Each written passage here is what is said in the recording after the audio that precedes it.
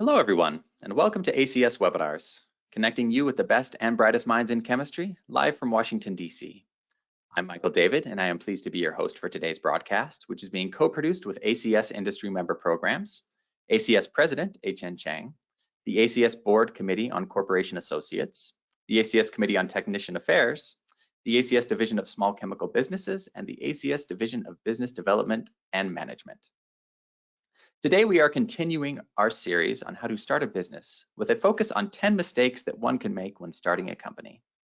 We are joined today by co-founders and corporate attorneys, Jim Verdonick and Benji Jones of Innovate Capital Law. Jim and Benji are experienced advisors that have been involved in several $1 billion of public and private capital raising, mergers and acquisitions, for a wide range of clients from startups to public companies to venture capital funds. Together, they have written 8 books and hundreds of newspaper articles and have spoken at more than 100 conferences and seminars about businesses, technology, and legal issues related to capital raising. We would, of course, love to get you involved in the discussion today, and you can share your thoughts and questions in the questions panel. You can also join the discussion on Twitter by including @Americhem Society in your tweet. The slides for today's webinar can be accessed right now by clicking on the link that you see in the GoToWebinar control panel. An invitation email to view the recording from today's presentation will be sent to all registrants a few hours after we are done today. It will stay open for a 24-hour period, after which it will be removed, edited, and added to the ACS Webinars library. Our moderator for today is Jim Skinner, the President and CEO of Terragena and Chair of the ACS Division of Small Chemical Businesses. He is a consultant and contractor with the Federal Economic Development Agency of the Canadian federal government and has been an adjunct professor in the College of Business at Western Carolina University. To introduce the broadcast today, I will turn it over to the president of the American Chemical Society, H.N. Chang. Prior to serving as president, he served on and chaired several ACS committees and task forces at national levels, and has also been active in various capacities in local sections and technical divisions. He's been a member since 1982. HN is a research chemist at the U.S. Department of Agriculture, and previously he worked for many years at Hercules Incorporated, where he held various R&D and managerial positions. And with that, HN, I will turn it over to you.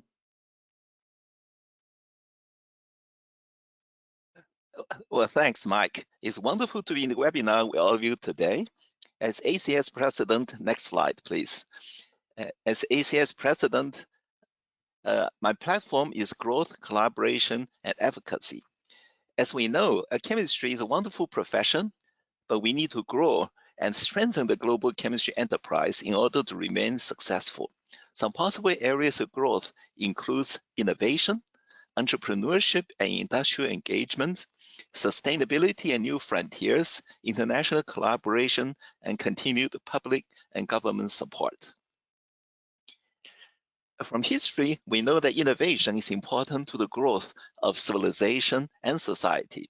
And most of us doing research and development are involved with innovation and discovery. The key is to translate these innovations and discoveries from bench to market. This requires entrepreneurial and business skills and not usually taught in graduate schools. What we need is to have an educational program to train more chemists and chemical engineers on entrepreneurship and business management. In this way, we can stimulate innovation, promote new enterprises, recruit and retain members who see innovation and management as integral to their professional goals. These are the reasons for having these webinars, which is a result of collaboration among the ACS industrial member programs, ACS webinar team, ACS divisions of small chemical businesses and business development management, corporation associates, and the Committee on Technician Affairs. Last year, we had 2 ACS webinars on how to produce a business plan for a new business and how to get funding for a new business. You can still have access to these 2 wonderful webinars through the ACS webinar website as shown in the slide. This year, we have 3 more webinars on entrepreneurship. As shown in the slide, these are sole proprietorship to incorporation today, intellectual property on July 28th, and how to organize a new firm on August 11th. I would like to thank Jim Skinner, that chaired the ACS Small Chemical Businesses Division, for his critical role in organizing these webinars. It is our hope that these webinars will be beneficial to you as you engage in entrepreneurial or management activities in the future. Now I turn over to Jim Vedonic. Thank you for that introduction. We're very happy to be here, my partner Benji and I. I'm going to start off doing an overview of the 10 most common mistakes that might kill your company. And then Benji is going to go into kind of more detail about some of the mistakes. I see from our chat room that we have a fair number of international people online.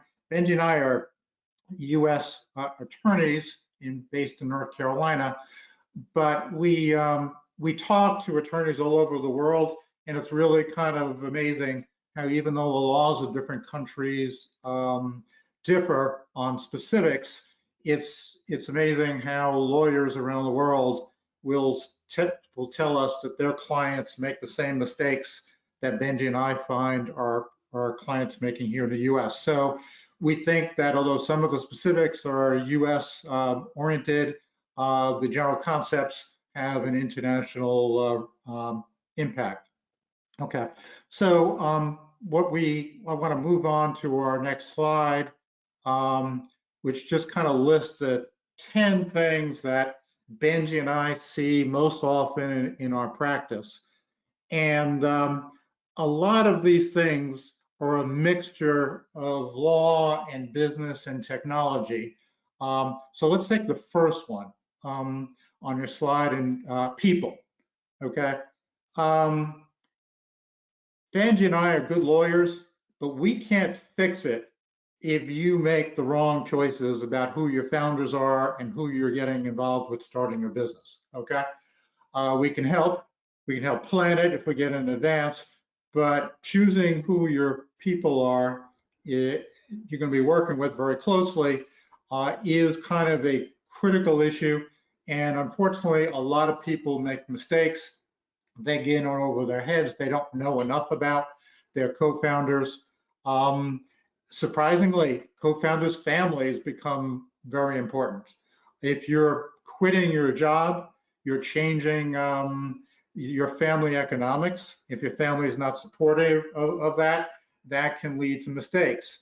If you've hooked up with a co-founder, for example, whose family budget is that they spend their money every cent every month, and then they start losing money from a salary from a big company to start your own business, that co-founder may be getting pressured from their family. So there are all kinds of things that you can do even before you talk to a lawyer about how you can position your company not to make the biggest mistake it can, which is to get the wrong founding team, okay? Something else about founders, moving on to the second thing on our topic, is that when you're starting, there's a tendency to make vague promises to people. You know, if you join me, I'll give you X% of my company. And that can create problems because it's not in writing, and people will misremember. Sometimes they'll manipulate what you said. It's always good to make very specific promises. If you do this, then I will give you X, and it has to be in writing, okay? So you want to have a founder's agreement about the type of promises that you're making, what conditions there are. Put it in writing with your founders. If you can't afford a lawyer to document it in a formal legal agreement, it still helps to put it in writing in bullet point form as something that that you and your co-founders can look back to in the future and to say, yes, this is what we meant. One of the things that Benji and I always recommend is when you're talking to company about to your co-founders and employees and contractors about what equity they're going to get, is not to use percentages.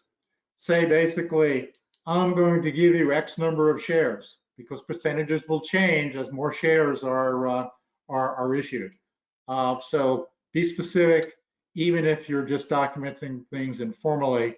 It's better to have a formal founders agreement that a lawyer helps you with, but you can do a lot on your own by being a little careful. Next thing to be careful about is IP ownership. We're in the people are in the chemistry business here. Okay, intellectual property is a very important is a very important thing. You may think you own something until you've talked to a lawyer. You don't really know whether you own it or not. Okay, you may think somebody else owns intellectual property that they're contributing, but until a lawyer blesses it, you don't know whether what they are contributing is really owned by them or is owned by owned by somebody else. Another type of thing, and this is the one that can really kill your company, because investors and buyers will go back and look at the records. This may be a year from now, 2 years from now, 5 years from now, when you think you've built something of value, and if they unearth a problem with your IP ownership, then all your value may disappear. So moving on to something a little bit more legal, choosing the right type of entity.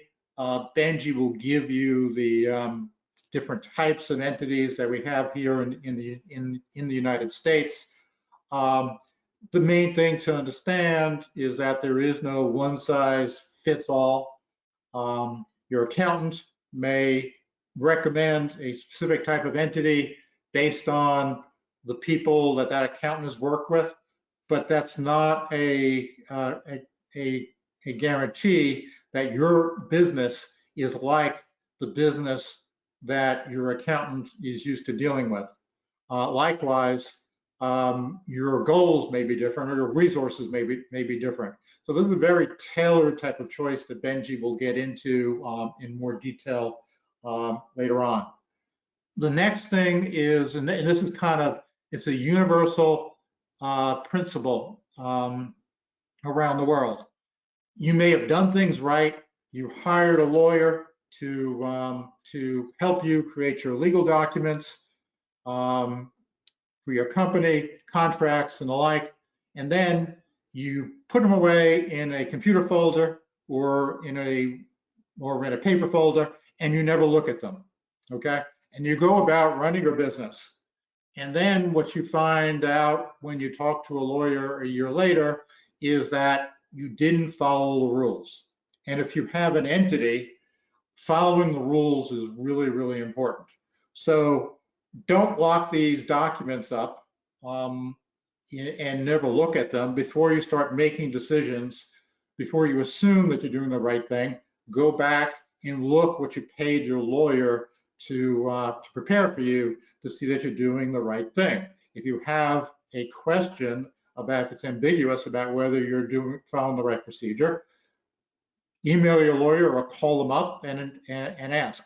This is probably the biggest cost savings that a company can make, because Benji and I make a lot of money helping people later on fix these mistakes. And one of the things that was really simple for people to do was to follow the rules, and undoing this type of mistake can cost a lot of money later on. So it's good to kind of check in advance with your lawyer or other advisor to make sure that you're understanding what the rules are, and then document them. Okay, the people won't remember what happened, first of all, and second of all, governments, especially tax people, like to see things documented. They're not going to take your word that things were done in a certain way later on. So even if you're documenting things informally, get them into documents. Better to have your lawyer help you document them, or you document them and send them to your lawyer to review. But putting them down in writing is important. Okay. We next come to the lower left of our screen, where we're talking about equity compensation. Okay. This, you may be able to get decent documents inexpensively off the internet or a LegalZoom or some entity to just kind of help you with your startup documents. I can guarantee you to get it right on equity compensation, you will need to talk to an expert. This is the area where small things matter. The things that matter are timing, valuation, and how you've documented what you've done. Each of these can create tax problems for the company and for the people that you're compensating. So this is a very technical area. Your business lawyer should be able to do that. Benji and I do a lot of that type of work, and it is extremely important to get the details right, or else your employee or contractor or service provider that you're compensating with will have a tax problem, and they will be very unhappy with you. And if they're unhappy, it becomes your problem. So this is a very technical area. People often skip over it, say we'll deal with the details later on. We don't have time machines in the equity compensation world. What you do now will last forever and have implications forever. They're difficult to go back and fix. Another technical area is employees and contractors. Most startups will treat everybody as a contractor, okay, who is not protected by the same legal protections that most countries afford employees. This is a huge issue throughout the United States. More and more people are part of the quote gig economy. They are contractors, and because companies don't want to be dealing with all kinds of employment laws. That's fine, but there are rules about who is legal rules about who's an employee and who is a contractor. And if you make mistakes in that area, you can be subject yourself to substantial penalties from the government later on. This is an area of due diligence that buyers and investors will look at to see if you've created liabilities for yourself. Let's see. Getting free documents off the internet is really great. Just be careful of what you copy. And again, even if you want to start out using a free form off the internet, run it by your lawyer because they need to be customized for your documents. Two kind of big issues at the end of our list are capital raising. Lots of companies raise capitals as kind of one-off transactions. Whoever is willing to give them money, they take it without thinking about long-term implications. That can be a mistake that will cut off your ability to raise even bigger sums of capital later on. So to have a long-term plan, make sure that each transaction, to the extent possible, fits within that long-term plan and is not cutting off your options. And then there are technical securities law issues about who you can sell to, how much you can sell to, and what you have to tell them. Make sure you're doing those things right because that can create problems. So that's my summary of the 10 primary areas. You know, Benji will come in and give you some more details later on. Right now, I'd like to kind of have a pop quiz. We prepared some questions, and this question kind of goes to the issue of, well, just how deadly are these mistakes? Okay, so basically the question is, what portion of new businesses close within 5 years after startup? Okay, now there are five choices on the screen. I'm going to turn that over to Michael, who will tell you how you can get your vote in, and he'll do a tabulation for you. So Michael, take it away. All right, thanks so much. So you can just click directly on this blue screen that appeared, one of those white little buttons, to let us know what you think it is. Would it be about 1 in 10, 1 in 4, 1 in 2, 3 in 4, or 9 in 10? and I'll give you a little bit more time to let us know what your response is. And while doing that, just want to remind you that we are eager to get your questions and comments for the Q&A portion of today's webinar. And the earlier you get those in, the better it is that we have a chance to get to your particular question. So no need to wait, just ask it as soon as you have it. And with that, I'm going to close this poll in 5, 4, 3, 2, 1. And a little bit of a one-away, 52% of the audience said about 9 in 10. Next highest at 29% said about 3 in 4 close, and the rest didn't break above 10%. So with that, I will turn it back over to you, Jim. Yeah, so I see we have a group of pessimists in the audience. That's very accurate. 3 and 4 is about how it averages in the United States year in, year out. So the odds are against the business, which is why you need to be really careful on the startup. So with that, I'm going to turn this over to my partner Benji, who will lead you through the rest of our presentation. Hi guys, thanks for having me. And again, we're really grateful to be talking to you guys. So one of the first things that is a little bit different than what the 10 most important things are is that timing really is important.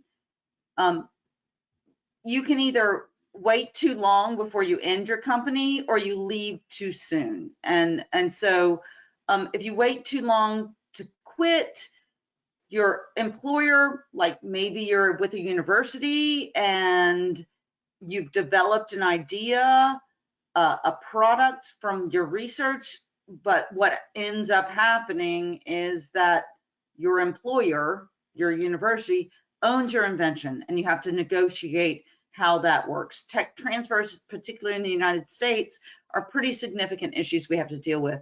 You may lose a time-sensitive opportunity because you're not nimble, you're not ready. You might not be able to raise money or recruit team members if you're not fully committed. So if you wait too long, you might miss your opportunity. But if you quit too soon, you can also lose your opportunity. You might lose income, lose your security, contacts, and your expertise. Like you are waiting too long because you're thinking, it's not time, I'm not ready to take this risk. You might lose the opportunity. So when you decide to quit your existing job, that timing is pretty important. We're going to spend the next few slides talking about choice of entity, mostly because this is an area where at least, and this is all US law, as Jim explained, people don't understand the difference. So one question is, do you really need a company now? Most of the time in the United States, the reason that you need a company are, I can think of 3 fundamental reasons. One, for some reason you need a bank account and you need to establish a bank account for the company. 2, you might be applying for a grant or non-dilutive financing or some kind of accelerator program, and they want you to have a company. And 3, I'm trying to remember, you need to have, you actually need to start operating. You have something to sell. Can you just use LegalZoom? LegalZoom is pretty popular in the United States, sure, but their forms are questionable. So if you're going to use LegalZoom, get somebody to look at it. What type of entity is best for me? This is pretty complicated. So these are the various types of entities that are available for you in the United States, from a sole proprietorship to corporations and B Corps and nonprofits. It's complicated how you decide what entity to establish. The decision is driven by liability. We as lawyers want to protect you. We want you to have an entity that is separate and apart from you personally, that if you run it correctly, will protect you personally from liability. And then tax. Tax is really, really, really important, at least in the United States, on choice of entity. So this slide illustrates the fundamental kind of legal structure. So at the top end of the totem pole would be a C Corp. It's got limited liability, but it does have double taxation. That means it's taxed when the income comes into the company, and then when you distribute it out to the owners, they get taxed again. A limited liability company that is electing to be taxed as a partnership has limited liability, which is great, and then pass-through taxation. Everything that the company earns is treated as if you as an individual have earned that income. So you have to report that income personally. An S Corp is a tax construct. If you form a C Corp or you form a limited liability company, you can elect by checking a box on a tax form to be treated as an S Corp. There's some rules around who can have an S Corp. So if you're in the US and you're trying to form a company and you have non-US investors, non-US owners, you can't elect S Corp. You also can't have entities in the ownership structure of an S Corp. It is an S Corp gives you limited liability, pass-through taxation, and some benefits on income and how income are taxed. So an S Corp is often a fairly simple entity. A plumber might elect S Corp because there's benefits to that. An accounting business may elect S Corp, but the S Corp is a true tax function, and it's hard sometimes for folks to understand the difference between the statutory creation of a company, which really there are two, a corporation or a limited liability company, and then the tax impact. Now, we then come to the sole proprietorship or an informal partnership, which we as lawyers who are trying to advise our companies want you to avoid at all costs. A sole proprietorship or an informal partnership, at least in North Carolina, I could offer you an agreement that we're going to start selling,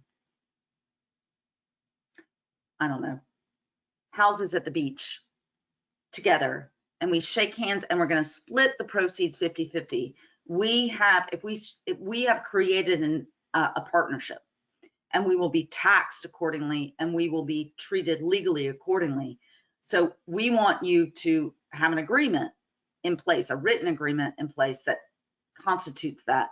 Sole proprietorship is one person just doing the work, but there's no protection of liability. If that business makes an error, if that business creates a loss, then you as the owner of that business, as a sole proprietor, your assets are at risk. We want to protect that. But that's not all. So here's kind of the questions when we're starting to talk to people about what entity should I form, that we ask. Do you want pass-through taxation? Do you want to be able to counter losses from your business or gains from your business, we hope, against personal losses and personal gains? Do you have things to offset the loans? Do you need to retain earnings in the company? One of the most important things we talk to people about is if you want your company, anything it makes, any income it brings in, you just want to reapply into growing the business, then oftentimes an LLC is not the best choice. A limited liability company is a law firm. The most simple example is we bring money in, we pay our expenses, and then we pass the money out to the owners. And we want as little taxation on that as possible. But if you are bringing in money and want to just retain it, maybe you as the owners shouldn't be taxed on that because you're not getting any money out.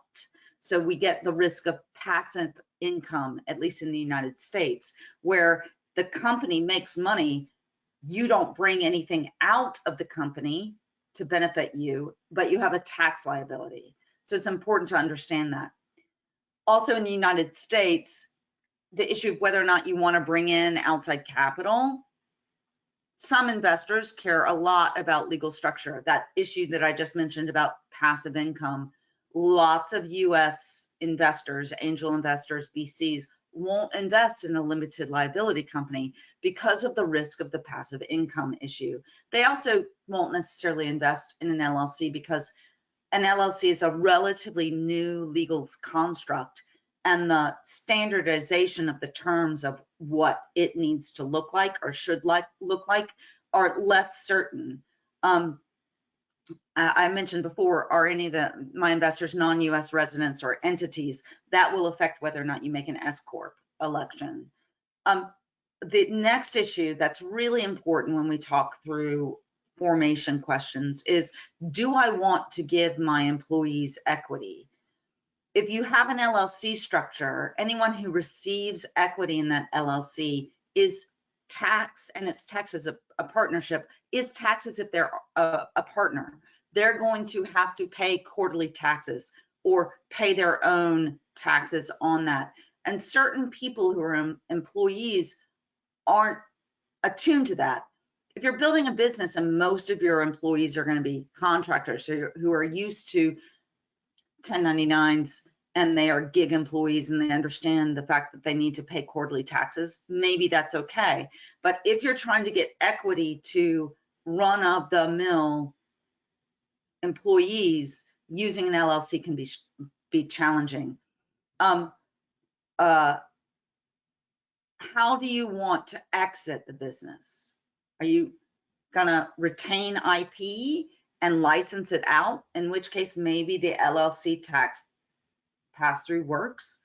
Are you gonna retain your company as a family legacy, as a long-term private company? Or are you trying to build a company to be sold or to IPO?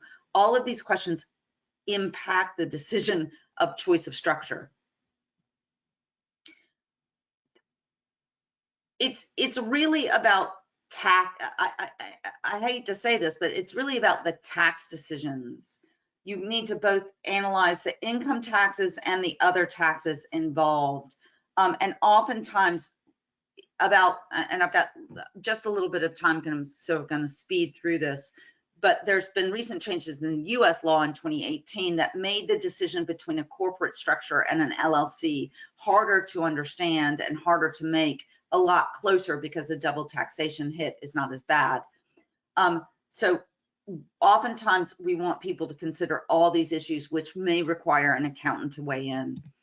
I also want to kind of highlight a really important issue for a lot of US owners, which is Section 1202, the qualified business stock, which applies only to C corporations.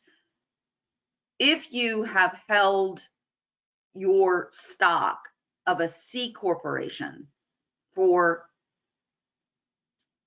5 years, once you sell the company, you can exempt from income tax up to $10 million of your gain from capital gains.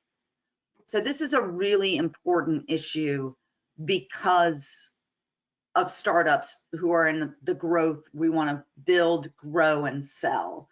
That sometimes when we're trying to decide between an LLC and a corporate structure, this is the issue we talk about a lot. You may give up the benefits of pass-through losses and gains personally if you form a C Corp, but the holding period for your stock does not start until you become a C Corp. And it's very complicated if you make an S Corp election to get the benefits of 1202. So 1202, I know this is a quick discussions of it. I'm trying to get through the slides. It's a really, really important factor. I think particularly for the type of audience we're talking about. I believe that, you know, building a company from chemistry probably requires a long-term research and development play, which means you're probably building your company for at least 5 years before you might sell or IPO or something like that. And the benefits of 1202, at least right now, are significant. So there's a lot of tax to understand when you're trying to choose what entity to form. So the primary governance issues that we look at is what type of entity, what state are you governed in, the formation of, and then what documents you need. In the United States, Delaware is kind of long-term the king of corporate, even LLC formation. They are kind of the most advanced, they're the most corporate friendly, but oftentimes choosing Delaware can be more expensive for you if you're in a state like North Carolina, where it has almost the same benefits as Delaware, but you don't have to pay for agents in 2 places. So the choice of entity, choice of law, and then what do we form? This slide just outlines what documents go with the most common types of limited liability companies, which are corporations or limited liability companies. So I'm not going to talk about this. This just gives you a comparison of what the governing documents and how we compare, like whether or not we call them stockholders or members or economic interest owners. So this is just a comparison between those 2 major kinds of entities. Again, this slide compares management styles. The biggest thing for you to understand about the difference between a corporation and a limited liability company is that a corporation is a statutory entity. It exists within the purview of the statute by which it's governed and organized. Delaware law, if you're organized in Delaware, Delaware law tells you some baseline rules you have to follow. If you're governed in North Carolina, if you form in North Carolina, baseline rules you have to follow when you're in a corporation. Limited liability companies are these entities that are contractually created. The statutes in most jurisdictions in the United States says, here are the baseline rules, but you have almost absolute freedom to change those rules by contract. And some states, like North Carolina, you can create an oral contract. We don't want you to do that. We want your rules to be set forth in something in writing so everyone can look back and say, this is our agreement. So this slide kind of compares the 2, but the biggest thing to understand is that there's kind of fundamental rules you have to follow in a corporate structure. And in LLC, it's more about setting your own rules. And thus the contract is very important. And in both of these entities, following corporate process, corporate procedures is essential. Otherwise, there's the risk that you might be viewed to be not really having an entity at all, and you'll lose the benefit of the limited liability. This slide identifies for us what the kind of best practices that we want an entity to have. We want you to have a non-disclosure agreement. We want you to have a IP, intellectual property assignment. Jim mentioned in the first 10 deadly sins, if you don't own your IP, if the entity does not, your company does not own the IP, then there's not value in your company. So looking at that is really important. Protect it. Trademarks, patents, copyrights. There's basic documents that the other slides that we want you to put in place. And then as you grow, you might have an equity compensation plan. You might have consulting agreements. State law and charter documents govern the allocation of rights among owners, the decision-making process, fiduciary duties, buyouts and transfer restrictions. these rules matter. And one of the things that we see, there's two things we see that startups do. One, they get their documents prepared by someone who knows what they're doing, but they don't sign them appropriately. They just sit in a folder and they don't get completed. Or they don't follow the rules. Running a company requires corporate governance, and you need to follow those. So the bylaws typically give you procedural issues on how you're supposed to make decisions, and not following those procedures can be problematic for folks. We're about over my time. I want to mention this slide pretty quickly. I think I can get through 2 more slides pretty quickly. One of the biggest problems that startups and new companies face is that they mischaracterize employees as contractors. And when you mischaracterize an employee as contractor, then you have a lot of tax liability.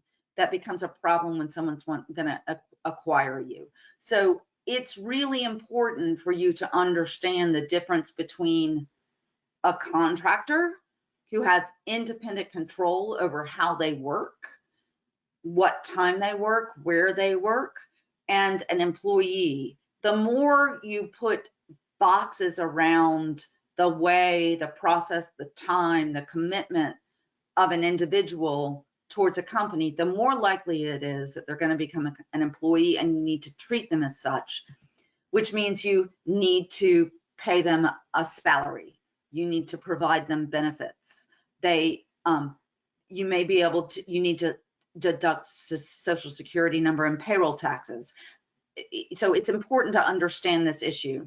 One more thing I'm going to talk about really quickly is raising capital, because many startups, many young companies need to bring in outside money. There's lots of different ways you support a company. You can bootstrap, you can bring in venture capital, you can bring in institutional investment, you can do a crowdfunding round. The important thing to understand on this issue is that there are laws, and this slide illustrates the US laws. We need to deal with the securities laws of every jurisdiction in which we make an offer. So if you're in non-US, if you're not in the United States, your country will have rules that you need to follow in order to raise capital. They may be more or less stringent than those in the United States. The fundamental rule in America is, if you're going to offer and sell securities, if you're going to raise capital, ask someone who is passive to give you money so you can build your company, you need to either register the offering or find an exemption. And most people look for an exemption. And then the exemptions from registration have specific rules that you need to follow. You need to also recognize that the process of doing the sale, using a third party in the United States to help you sell your securities, to help you find investors, to help you raise capital, is regulated. And there is a high risk that someone who is not registered could be helping you, and that creates more problems. And then no matter what you do when you raise capital in the United States, you're liable for omissions or misstatements of material fact. So we want you to be honest and open and tell people the risks about running this business as well as the good things, so that we help reduce your liability for fraudulent activity. And then it gets complicated. We have the federal government in the United States that had these rules, and then each jurisdiction, each state or territory of the United States has their own rules. So the fundamental issue there is make sure you understand the rules you need to follow. Make sure you understand what exemption you're working in before you make any offers and say to people to invest in your company. And also don't engage with unregistered broker dealers, and your employees can sometimes be that. Okay. I think that I am ready to turn it over to Jim for him to take questions. I know, so Jim Verdonick and I both teach. We run a free pro bono legal clinic, and I also teach a class, and it can sometimes be kind of drinking water through a fire hose to get everything you need to know to you. We welcome your questions here. We also welcome emails from you. Our emails are here, our cell phones are here. If you have specific questions, we're glad to discuss it with you. But I'm going to turn it over to Jim now, and think I stopped sharing, but maybe it will happen magically. So while Jim Skinner comes up aboard, let me just sum up by saying it is complicated. Lots of people make mistakes. You can increase the ability to the chances of success long term by taking care of the details in the beginning. And Jim Skinner, I think you've been accumulating some questions for Benji and I. Just unmute myself. Yes, thank you both for a great presentation and an introduction to the very complex world of starting a company. I'm going to take 30 seconds to make a shameless plug for the Division of Small Chemical Businesses, which is dedicated to assisting members of ACS and others relative to transitioning their technology from the lab bench to the marketplace and helping them with addressing the many items that confront a person who is well steeped in science, but not necessarily well steeped in business. And I'd also like to suggest as well that as SCHB, we have a series of weekly meetings called Discuss Business Happy Hour, and we will be having one of those Discuss Business Happy Hour events this afternoon at 6 o'clock. And if you would like to join and continue the conversation about creating a company and incorporation, please do so. There is an email address that will be posted in the chat box, but it is pr@acs-schb.org. And with that, let me go ahead and ask some questions of both Benji and Jim. First question is, Benji, you talked about a number of different corporations, C Corps, S Corps, sole proprietorships, etc. In terms of someone starting a company or thinking of doing so, since most of the people with whom we're dealing are probably academically based, have made a discovery, and are moving that technology hopefully into a commercial environment, is there sort of one rule of thumb that you would suggest relative to incorporation from from all of this technical data that we've just heard? Yeah, so it depends. So you should talk to someone about things first. There's two things on my mind that I would say. One, if you are thinking this is a flip within 5 to 10 years, and you need to retain the earnings and you need outside capital, then let's just start with a C Corp. Okay, let's just form, I don't know what state you're in, potentially a Delaware C Corp, and go that path.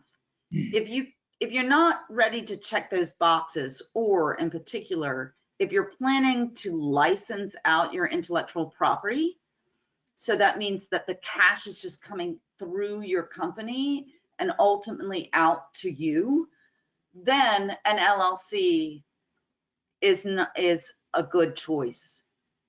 The other issue to think about is that if you aren't certain what to do, and you understand that your holding period on 1202 doesn't start until you get into a C Corp, starting with an LLC is never a bad idea, because you can convert into a corporation on a tax-free basis, trigger your 1202 then, and kind of crawl before you walk or run. and to some degree, but I really, really, really, really don't recommend to any of the people that were of the audience we're talking to ever make an S Corp election. Don't do it. It's not going to benefit you at all.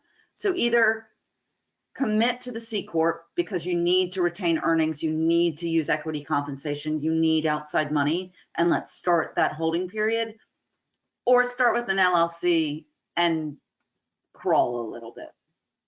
Jim, The Verdonic, only do you thing I would agree? add to that good summary of yours, Benji, is that this is a decision that it's good to put a calendar reminder and say once a year, say, hey, should we still be the entity that we started out with? Because Benji and I, when we meet clients that other lawyers organized, maybe at the time it was a good decision to do that, but then we started asking them questions and they realized their goals changed, their resources changed, their business changed, all kinds of things changed, and they realized those changes meant that even though they made a good decision 5 years ago, it's no longer the right thing for them. So And continually just a tiny reevaluate. thing, at least in the United States, switching from a C Corp to an LLC in the United States is really problematic. You don't want to ever do that. So if there is a, what is the default decision to do, start with an LLC, but put that reminder on your calendar. Good advice. In terms of raising funds, a lot of people turn to the 3 F's, the families, friends, and fools, to get some of that initial investment. Are there issues with regard to accredited investors that may impact taking money from family and friends and starting a company? So I think the first thing to remember is that there is no family, friends, and fools exemption. Okay, you have to find another exemption. Okay.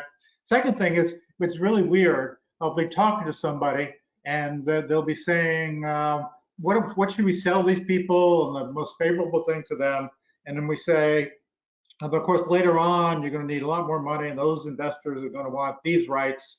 And they say, well, that's fine. I'll just give my family these crappy rights.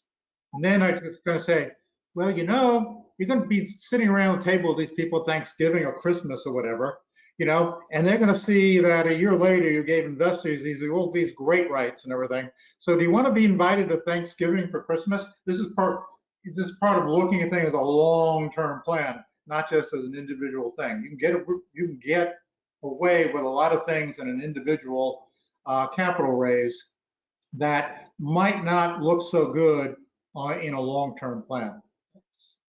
And Jim, I'm gonna jump in with two fundamental rules that I talk to people about. One is, do not advertise your deal.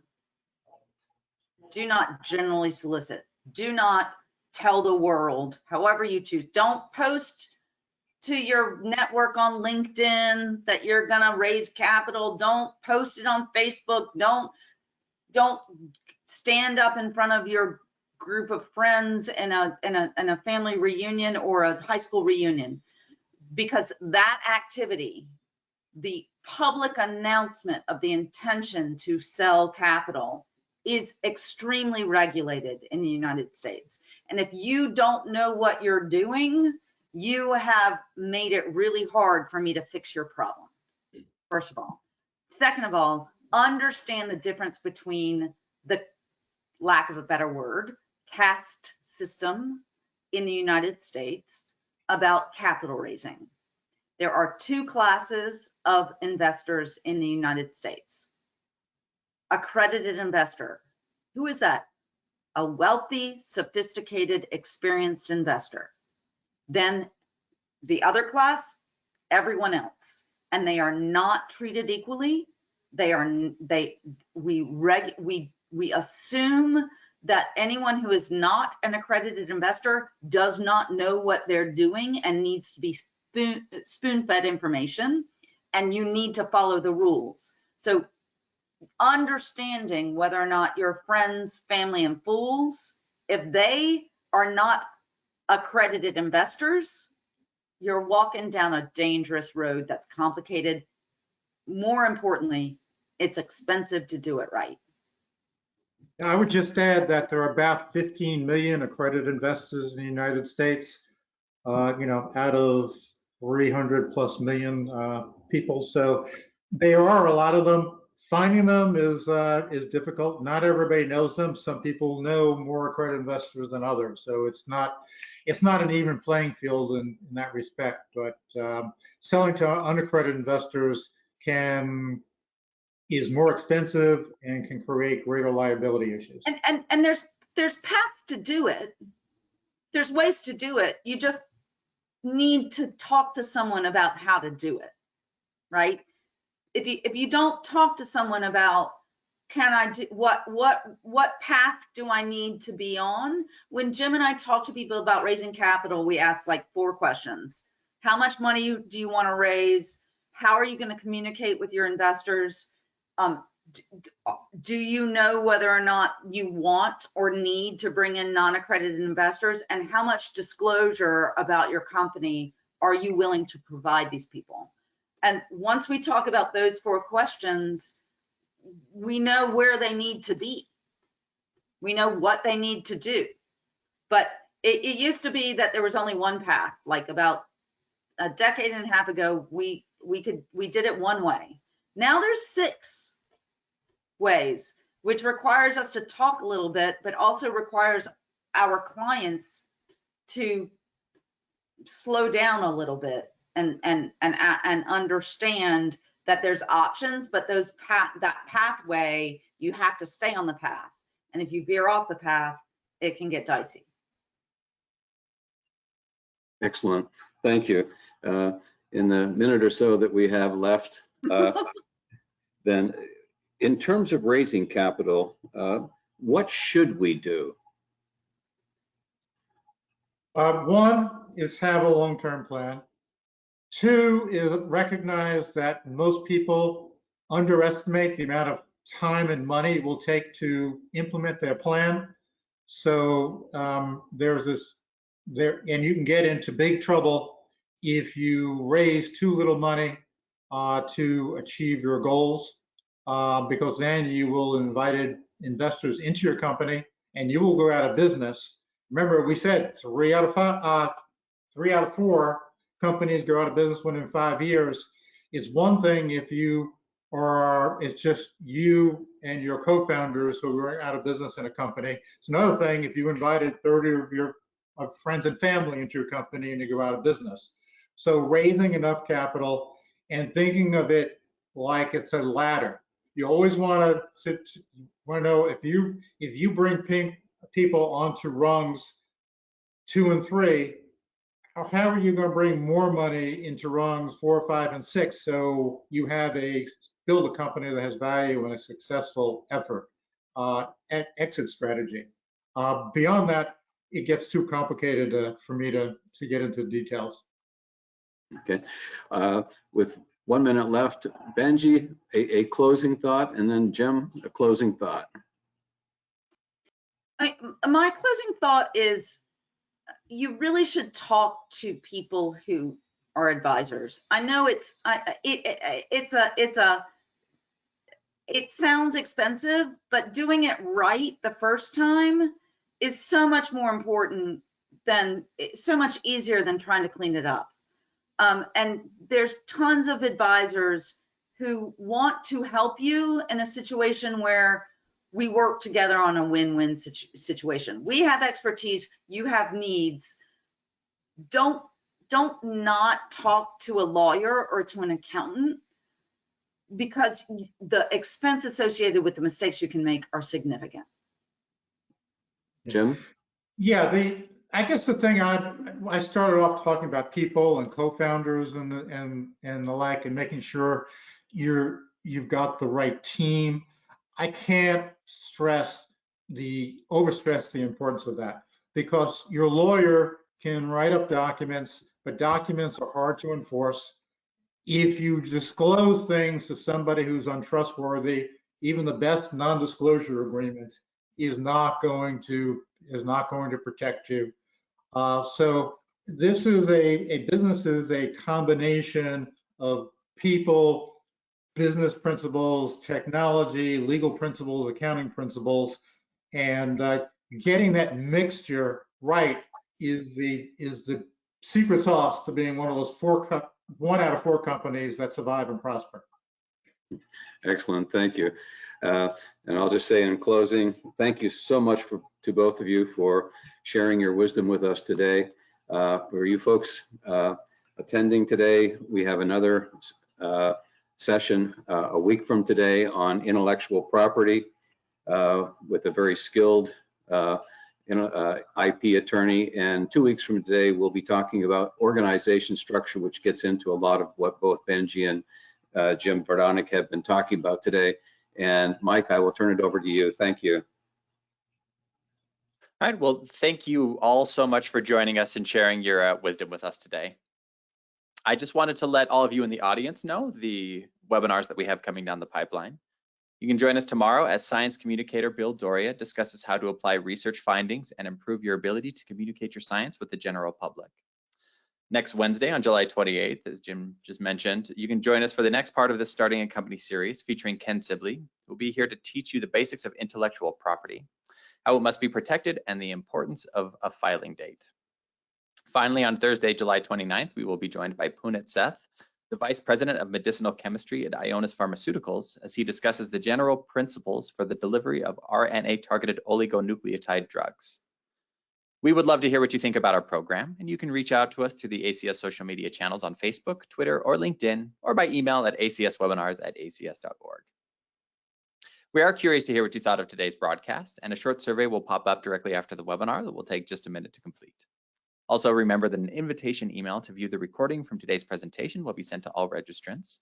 This video will be up for a 24-hour period, after which it will be removed, edited, and become a part of the ACS Webinars library. And that wraps up our program for today. On behalf of all of us here at ACS, thank you so much for joining us, and we hope to see you again soon.